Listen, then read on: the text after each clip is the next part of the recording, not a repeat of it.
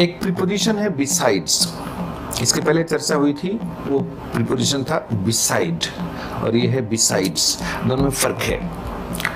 Besides का मतलब होता है, इसका कॉन्टेक्स्ट होगा के अलावे।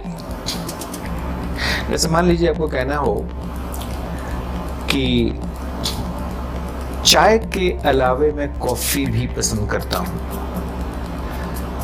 तो आप इसका इस्तेमाल वहां कर सकते हैं कि besides T I like coffee also.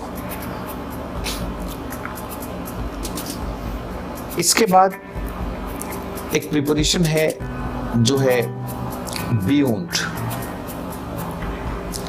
Beyond का प्रयोग ज्यादातर होता है के परे, के बाहर के अर्थ में। जैसे हमको कहना है कि यह व्यक्ति संदेह के परे है, तो this man is beyond doubt.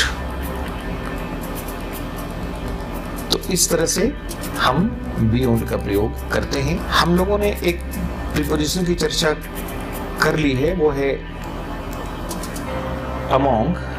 अब एक प्रीपोजिशन जो है बिटवीन। बिटवीन का प्रयोग दो के बीच के लिए करते हैं, जबकि अमोंग का प्रयोग दो से अधिक के बीच के लिए करते हैं। तो अब जैसे मुझे कहना हो कि वे आपस में लड़ रहे हैं, तो they are fighting between them.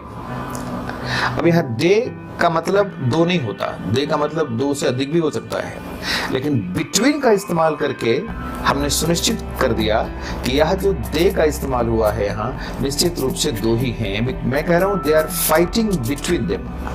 अगर मैं कहता कि they are fighting among them, तो इसका मतलब है कि दो से अधिक लोग हैं जिनके लिए दे का प्रयोग हुआ है और उनके लिए कहा जा रहा है। लेकिन मैं कह रहा हूँ कि they are fighting between them, इसका मतलब है कि दे का प्रयोग दो व्यक्ति के लिए हुआ है जो लड़ रहे हैं आपस में। तो बिटवीन ऐसे अर्थों को परिवर्तित करता है और इस तरह से प्रयोग में लाया जाता है। अब एक है हमारा प्रीपोजिशन बाय। बाय के कई सारे प्रयोग हैं, लेकिन इस बेसिक पैकेज में मैं दो प्रयोग की तरफ आपका ध्यान खींचूंगा। एक प्रयोग होता है बाय का के द्वारा के अर्थ में, जैसे it is done by them, by him. It is done के द्वारा, यह उनके द्वारा किया जाता है। It has been done by him, यह उनके द्वारा किया गया है। It was done by him, यह उनके द्वारा किया गया। और एक कॉन्टेक्स्ट होता है बाय मतलब समीप। जैसे हम कह सकते हैं कि he lives by the park, वो पार्क के समीप रहता है। और जब आपको कहना हो कि वह प्लेन से आया, वह गाड़ी से आया, तो से के अर्थ में भी हम बाई का प्रयोग करते हैं। he came by plane, he came by train, इसका भी प्रयोग हम करते हैं।